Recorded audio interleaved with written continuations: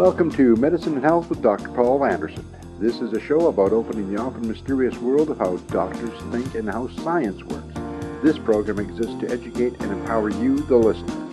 Now, here's your host, Dr. Paul. All right, welcome Medicine and Health with Dr. Paul, and we're in our series of Why Can't I Get Better, looking at chronic illness for the most part, and we're doing these little shorter vignettes into different places that we look when we have a chronically ill person to see if we can undo some of the underlying reasons for their chronic illness, which is very important. And so the section or the area of the body we want to talk about in this session is your adrenal gland function. And so you have two adrenal glands. They sit on top of your kidneys. And in modern times, you hear a lot about adrenal glands. In modern times, a lot of people, especially more popularized health sites, will talk about adrenal dysfunction or adrenal burnout or other adrenal issues. And one thing to keep in mind is the adrenal glands are extremely resilient organs. If they weren't, you would literally be dead. Like, they're responsible for a lot of very important things your body does. But because they're so resilient, that means that they have a pretty wide margin in which that they operate normally. And here's the bottom line. They're supposed to go between, say, a fairly, moderate low amount of output and a high amount of output and a little bump on each end of the spectrum, but they're supposed to wax and wane or ebb and flow between those areas. The more stressed the adrenal glands get, usually in the beginning they will over function because they're that good, they have that much going for them, and then as they are being called upon to over function, they will start to wear out and they will under function. Now here's the thing, there is a disease of under function and a disease of over function, and almost never are those two diseases the reasons why your adrenal glands are acting a little bit unusual. Just like any other chronic problem, though, you want to be screened to make sure that you don't have Addison's disease or Cushing's disease. And there's a few other diseases of the adrenals that are reasonably rare. But if your adrenals are not acting correctly, those do need to be screened and looked at. And like with all the hormone things that we bring up here, we do want to keep in mind that this would involve some laboratory testing and some assessment. So normally that's going to be a healthcare provider helping you out with that. But the biggest thing with the adrenals is they respond to a number of things. And your adrenal glands actually are two glands housed in one sort of triangular shaped gland. On the inside, you have more of a neurological component, and it forms literally with the neurological part of your nervous system when you're an embryo, and then it gets wrapped by the hormonal part of the adrenal. So you have really two glands in one, a little bit like the pancreas that way. So the neurological part is the part that reacts usually to acute stressors. It releases adrenaline, epinephrine, and related molecules.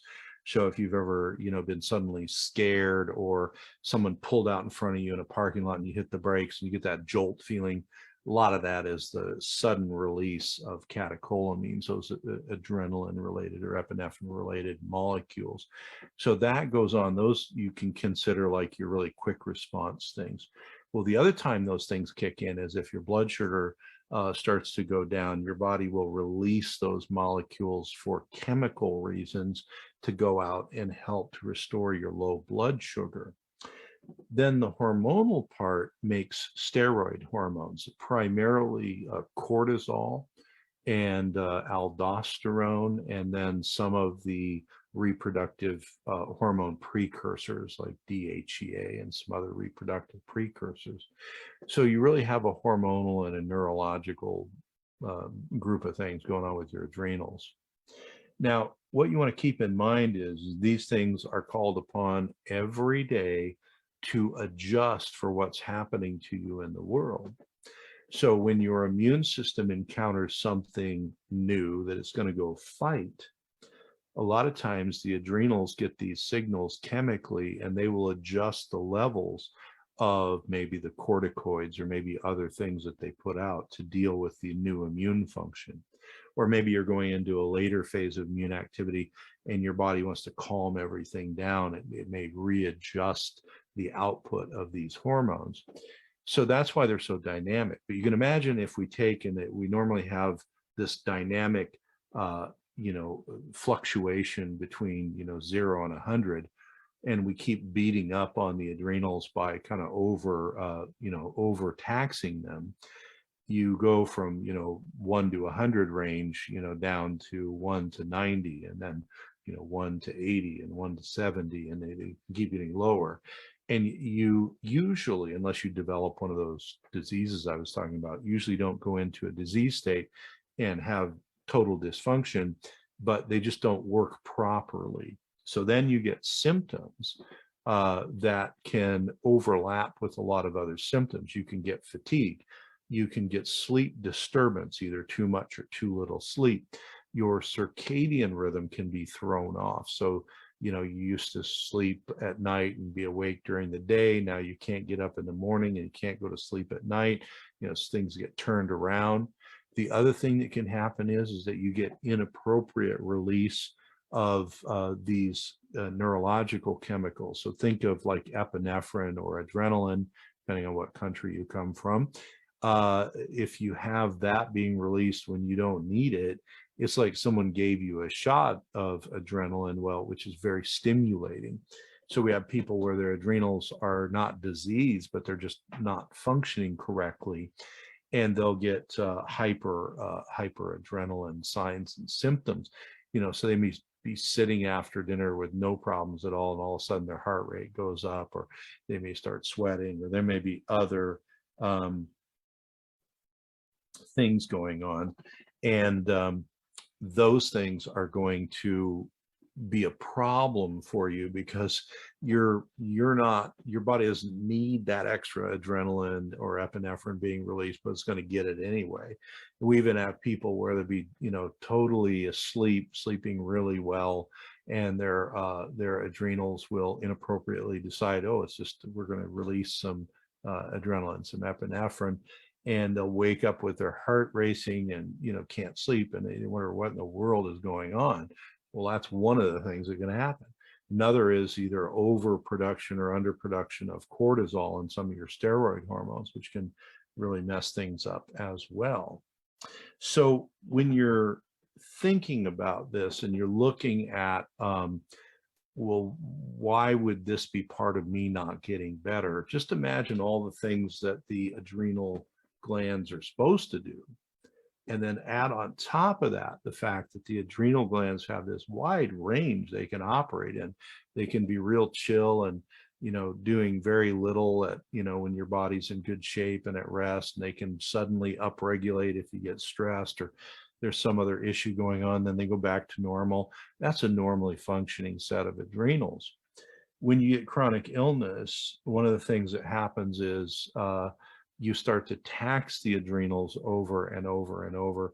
And as I said, they go from a 1 to 100 range, which is their normal range, down to maybe a 1 to 20. And you just don't have a normal function. So as I said earlier, your circadian rhythm can be off, sleep cycles. You can have anxiety or even rage attacks or other things that go on, all sorts of problems that can ensue. And we don't want any of them. So when we're thinking about this then, and we think about, okay, so I could see if I'm chronically ill and the adrenals, one of their responses is supposed to be to infections and stressors and all that. Well, if I'm never healthy and I'm always calling on the adrenals to, react and respond and do their job, I'm gonna take out more resources from them than I'm gonna put back in. And so that creates a lot of problem, and your adrenal range of function gets abnormal. Okay, again, it's not disease, it's just not correct. Okay, so the first thing is you do want to test it and make sure you don't have one of those diseases of too little or too much or something of that nature. But to repair them, the adrenals need a number of things. Now, under all of these things that we talk about is fixing all the other problems. So the more chronically ill you are, the more, it's sort of like the more rocks we have to turn over to try and fix things, et cetera. But I mean, that's part and parcel of chronic illness care for people. So helping take the stress off of them. So that means if you have chronic infections that are constantly beating on your immune system, which beats on your adrenals, we've got to get a lid on those guys. And chronic infections are a pretty huge thing. So that's one thing to work on. If you have autoimmunity of any type, that's something that many times you can't make that go away, but you can get it more under control. If you have, toxic exposure or metabolic toxicities from other problems, getting those more under control takes some stress off your adrenals.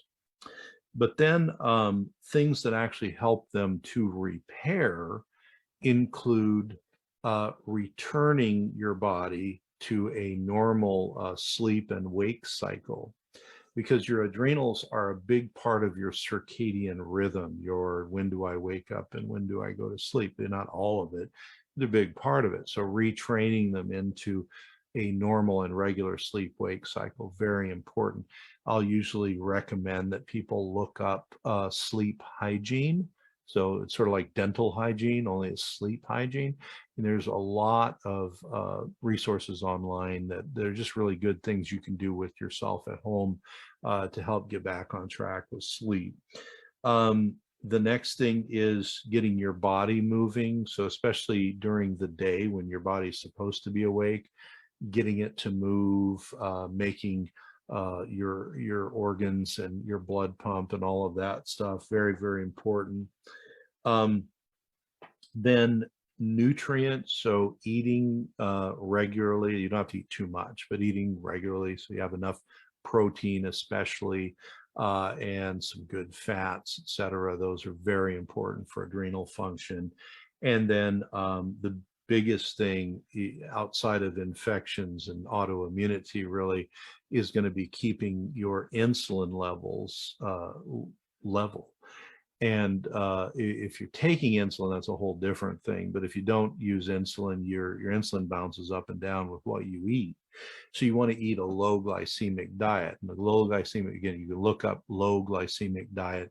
Basically what it is you're going to eat fats and proteins, but the carbohydrates that you eat need to be those that don't spike your insulin a lot. So those are going to be low glycemic carbohydrates.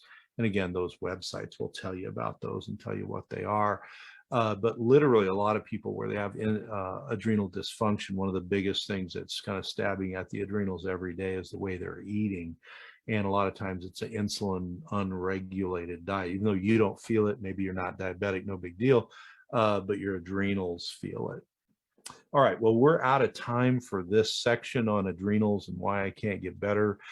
Please, whatever platform you're on, whether it's YouTube, CTR Radio, any of the pod burners, Medicine Health with Dr. Paul Anderson's on all of them. Like, share, subscribe. We're growing our community. We're going to do more of this patient education, and we're going to just keep giving you good content. So I want to thank you, everybody. Again, thank you for liking, sharing, subscribing. Check out the show notes. We're going to have some links in there of some stuff to help out in your own research. And always don't take advice from people on the radio or TV. Talk to your healthcare providers before you make any changes. All right, thank you very much all, and I'll see you all on the radio in 1 week's time.